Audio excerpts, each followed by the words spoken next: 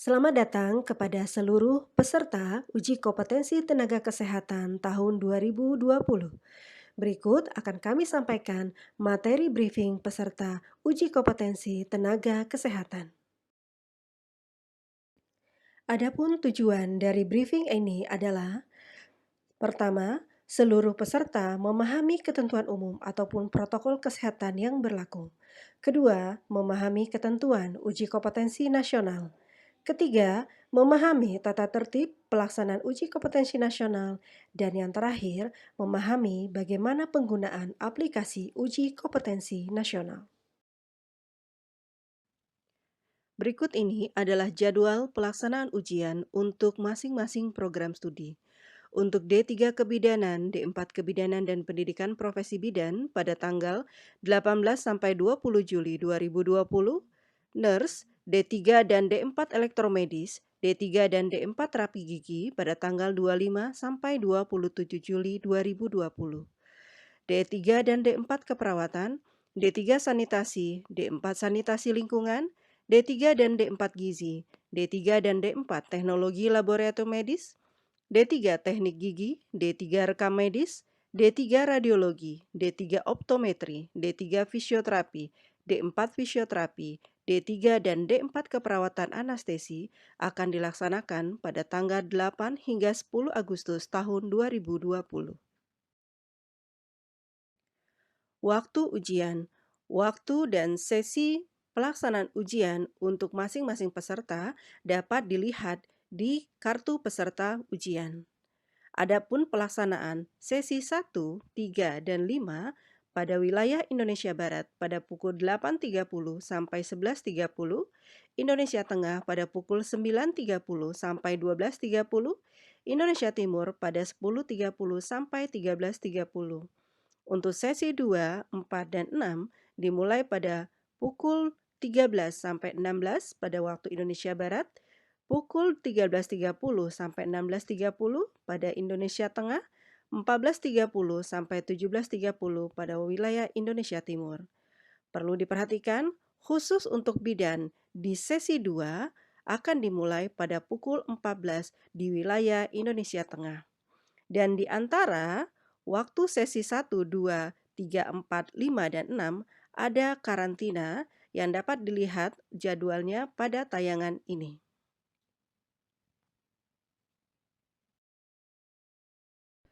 Pelaksanaan briefing H-1 wajib diikuti oleh seluruh peserta uji kompetensi. Pelaksanaan briefing saat ini dilakukan secara daring atau online. Berikut ini ketentuan umum bagi seluruh peserta. Pertama, menjaga kesehatan atau imunitas tubuh. Kedua, makan atau sarapan pagi atau makan siang yang cukup sebelum berangkat ke lokasi ujian. Tidak mampir ke tempat lain saat datang dan pulang. Tidak berkerumun selama di lokasi CBT. Segera setelah sampai di rumah, mandi dan ganti pakaian. Saat tiba di lokasi ujian, akan dilakukan verifikasi peserta. Yang harus diperhatikan oleh setiap peserta adalah membawa kartu peserta yang telah dikirimkan oleh admin prodi. Peserta harus menunjukkan bukti identitas bisa berupa KTP, SIM, paspor, atau identitas lain yang ada fotonya.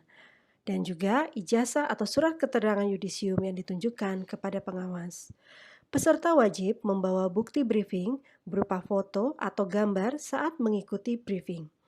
Bagi yang memiliki kendala saat briefing, misalnya gangguan jaringan, materi briefing dapat diunduh melalui web uknakes.kemdikbud.go.id.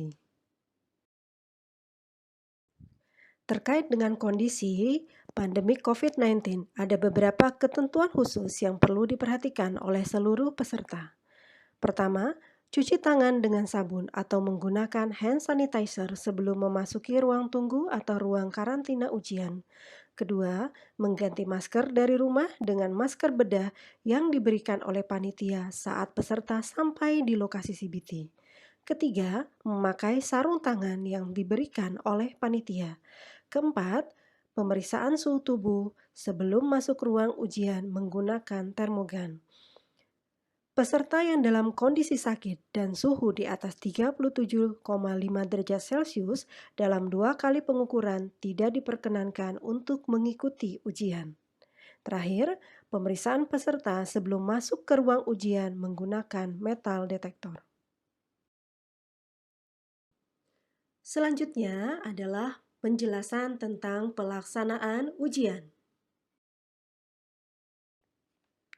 Pada hari pelaksanaan ujian, peserta diharapkan hadir 90 menit sebelum waktu ujian. Peserta sudah berada di ruang ujian 30 menit sebelum waktu ujian berlangsung. Ujian akan dilaksanakan selama 180 menit berturut-turut tanpa jeda. Bagi profesi bidan, pelaksanaan ujian akan dilaksanakan selama 200 menit dengan jumlah soal 180 kecuali untuk bidan profesi, sebanyak 200 soal. Tidak ada sistem minus dalam pelaksanaan ujian, oleh karena itu jawablah semua pertanyaan yang ditanyakan. Tata tertib pelaksanaan ujian yang harus dipatuhi oleh seluruh peserta ujian. Peserta mengenakan pakaian berlengan panjang, sopan, rapi, dan bersepatu. Membawa alat sholat dan keperluan pribadi. Tidak diperkenankan menggunakan kaos oblong, celana atau rok jeans atau corduroy dan sejenisnya. Sandal jepit atau sandal dalam bentuk dan model apapun.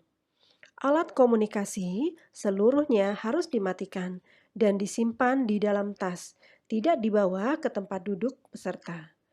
Untuk penunjuk waktu digunakan adalah layar yang ada di monitor, sehingga peserta tidak perlu membawa atau menggunakan arloji.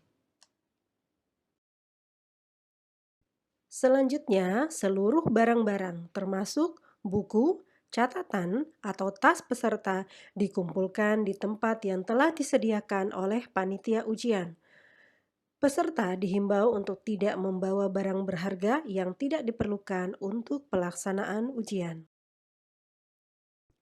Semua barang yang tidak dapat masuk ke dalam ruang ujian disimpan di dalam tas yang dititipkan di ruang penitipan dan dalam kondisi mati atau off untuk alat elektronik. Segala risiko yang ditimbulkan karena kehilangan ataupun kerusakan barang pribadi adalah tanggung jawab setiap peserta.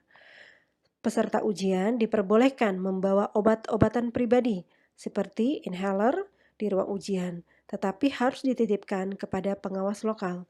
Peserta yang kedapatan membawa peralatan di ruang karantina atau ruang ujian, maka peralatan tersebut diambil oleh pengawas lokal dan dapat dicatat dalam berita acara oleh pengawas pusat.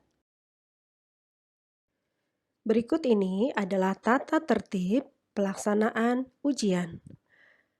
Pada saat pelaksanaan ujian, peserta diminta memperhatikan aba-aba atau petunjuk pengawas. Peserta akan dipanggil oleh pengawas untuk memasuki ruang ujian.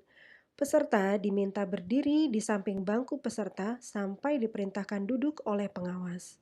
Tidak diperkenankan menggunakan atau mengoperasikan workstation sampai diinstruksikan oleh pengawas. Serta peserta dilarang menyentuh layar monitor komputer. Kita masih akan membahas tata tertib pelaksanaan ujian, di mana peserta tidak diperkenankan meninggalkan ruang ujian tanpa seizin pengawas. Bagi peserta yang memerlukan ke kamar kecil atau toilet, diperkenankan untuk meninggalkan ruang ujian setelah diizinkan oleh pengawas. Dan perlu diingat bahwa timer waktu pelaksanaan ujian tidak akan berhenti. Bagi peserta yang telah selesai mengerjakan soal, diperkenankan meninggalkan ruang ujian setelah mendapat izin dari pengawas. Peserta tidak diperkenankan meninggalkan ruangan dengan alasan apapun terhitung sejak 10 menit sebelum ujian berakhir. Terkait dengan koreksi soal, selama ujian berlangsung tidak ada koreksi soal. Peserta yang merasa menemukan soal yang tidak tepat atau salah dapat menyampaikan kepada pengawas dan akan dicatat di berita acara pelaksanaan ujian. Pengawas ujian akan mencatat nomor peserta ujian dan nomor soal serta catatannya. Seluruh tata tertib ini perlu diperhatikan oleh peserta selama pelaksanaan ujian, karena peserta yang melanggar tata tertib ujian tidak akan diingatkan langsung oleh pengawas. Pelanggaran tata tertib akan dicatat di berita acara pelaksanaan ujian. Peserta yang melanggar tata tertib ujian otomatis dinyatakan tidak lulus ujian. Peserta yang dinyatakan terlambat adalah peserta yang datang pada saat login ujian sudah berlangsung. Konsekuensi peserta tersebut adalah tidak diperkenankan mengikuti ujian. Hati-hati ya, semoga tidak ada yang terlambat pada saat pelaksanaan ujian. Oh ya, setelah selesai menjawab atau mengubah jawaban sebuah soal, jawaban akan langsung terekam sebagai jawaban yang valid, walau bertanda ragu-ragu. Setelah sesi ujian berakhir, karena waktu habis atau karena mengumpulkan jawaban final, semua jawaban akan dianggap sebagai jawaban final yang valid, walau ada yang masih bertanda ragu-ragu. Seperti yang telah disampaikan sebelumnya, bahwa selama uji kompetensi berlangsung, pengawas tidak akan menegur jika Anda melakukan pelanggaran. Pengawas hanya akan menuliskan pelanggaran tersebut di berita acara pelaksanaan uji kompetensi. Oleh karena itu, patuhi tata tertib dan seluruh peraturan pelaksanaan uji kompetensi dan hindarilah melakukan tindakan-tindakan yang dapat merugikan Anda atau sejawat. Berikut adalah beberapa barang yang tidak boleh masuk atau dibawa pada saat ujian berlangsung baik di ruang ujian maupun di ruang karantina, yaitu laptop atau tablet, kalkulator, jam tangan dengan alarm, komputer atau peralatan elektronik yang memiliki perangkat penyimpan, telepon seluler, alat perekam atau kamera, alat tulis, radio, buku referensi, catatan atau kertas, tas, koper, jaket atau topi, rokok dan korek dengan pematik api, makanan dan minuman kecuali air putih dalam botol transparan. Jadi harus diingat bahwa barang-barang ini diusahakan tidak dibawa pada saat hari ujian berlangsung. Kalaupun terpaksa dibawa, maka harus disimpan di dalam tas dan disimpan di dalam loker. Baik, akan kami ingatkan kembali apa yang boleh dan tidak boleh dilakukan pada saat hari pelaksanaan ujian. Yang harus kita lakukan adalah datang tepat waktu, sarapan sebelum pelaksanaan ujian, membawa bukti identitas, membawa kartu peserta ujian, berpakaian sopan dan bersepatu, serta memperhatikan posisi di mana ruang ujian akan berlangsung. Yang tidak boleh dilakukan adalah terlambat datang ke lokasi ujian, berpakaian tidak sesuai dengan yang ada dalam aturan, panik bila ada hal-hal yang tidak diketahui, meninggalkan ruangan tanpa seizin pengawas, membawa barang-barang yang tidak diperlukan ke ruang ujian, serta melanggar tata tertib pelaksanaan ujian. Berikut ini akan disampaikan user guide atau panduan peserta dalam pelaksanaan ujian CBT online tenaga kesehatan. Berikut ini adalah halaman awal atau tampilan depan layar komputer pada saat kita akan memulai CBT online untuk uji kompetensi tenaga kesehatan. Yang perlu diperhatikan bahwa di pilihan prodi tertulis adalah program studi sesuai dengan masing-masing peserta. Selanjutnya adalah laman login. Tertera username dan password. Masukkan username dan password yang sudah diterima dari panitia atau pengawas pusat dan perhatikan tulisan username dan password Anda jangan sampai salah memasukkan. Selanjutnya, masukkan kode CAPTCHA yang ada di layar monitor. Cek kembali, jika yakin semua sudah benar, klik masuk untuk kita login ke laman memulai CBT online. Setelah berhasil login atau masuk, maka tampilan di layar adalah tata tertib ujian. Selanjutnya, kita akan melakukan pengenalan sistem. Oleh karena itu, klik panel pengenalan sistem. Pada pengenalan sistem ini, kita akan dibawa Tur mengenali simbol-simbol yang digunakan pada sistem ujian online ini. Ini adalah tampilan komponen halaman ujian. Selanjutnya, komponen ini terdiri dari soal ujian. Soal ujian dimulai dengan nomor soal ujian. Berikut adalah soal ujian yang akan dikerjakan, terdiri dari badan soal dan pertanyaan yang ditanyakan. Berikut ini adalah komponen pilihan jawaban ujian. Pilihan jawaban ujian terdiri dari 5 option. Pilihlah jawaban yang menurut Anda paling benar atau paling tepat dengan cara mengklik tombol atau mengklik bulatan yang ada di depan pilihan jawaban. Komponen berikutnya adalah komponen jika Anda ragu menjawab soal. Maka kliklah tombol ini jika Anda tidak yakin dengan jawaban yang sudah Anda pilih. Berikut ini adalah panel penomoran soal. Dari panel penomoran soal ini, Anda bisa melihat jumlah soal yang sudah dikerjakan, jumlah soal yang sudah dijawab dengan benar, maupun soal yang Anda jawab dengan ragu-ragu. Warna hijau artinya adalah soal yang Anda yakin sudah dijawab dengan benar. Warna kuning ini adalah jawaban yang Anda ragu, sedangkan warna merah adalah soal yang belum Anda jawab. Pada panel penomoran soal hanya menampilkan 30 soal. Selanjutnya, Anda bisa melihat daftar soal sebelum dan selanjutnya atau sesudahnya dengan mengklik tombol soal sebelum atau soal selanjutnya.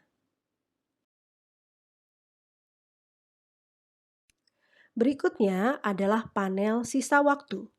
Yang tertera adalah sisa waktu yang akan Anda gunakan untuk menyelesaikan seluruh soal ujian. Waktu akan terhitung mundur dari Anda mulai mengerjakan soal. Selanjutnya adalah komponen rekapitulasi soal. Klik tombol sebelah kanan untuk menampilkan status pengerjaan soal ujian. Merah untuk soal yang belum dijawab, hijau untuk soal yang sudah dijawab, dan kuning untuk soal yang dijawab dengan ragu-ragu. Setelah menyelesaikan tur pengenalan sistem, Anda akan kembali lagi ke laman awal yang berisi tata tertib peraturan pelaksanaan uji kompetensi. Jangan lupa klik tanda saya setuju dengan keterangan di atas untuk melanjutkan langkah selanjutnya. Selanjutnya, kita akan menunggu aktivasi ujian oleh pengawas pusat. Apabila terdapat tulisan ujian belum bisa dimulai, berarti tinggal menunggu pengawas pusat mengaktifkan ujian. Apabila ujian sudah mulai diaktifkan oleh pengawas pusat, maka tombol akan berubah menjadi tombol biru dengan tulisan mulai ujian. Klik tombol tersebut untuk memulai ujian setelah ada aba-aba dari pengawas pusat. Maka akan muncul soal ujian dan perhitungan mundur waktu ujian dimulai. Demikian tadi materi briefing bagi peserta Uji Kompetensi Nasional Tenaga Kesehatan. Terima kasih dan semoga sukses dalam mengikuti Uji Kompetensi Nasional.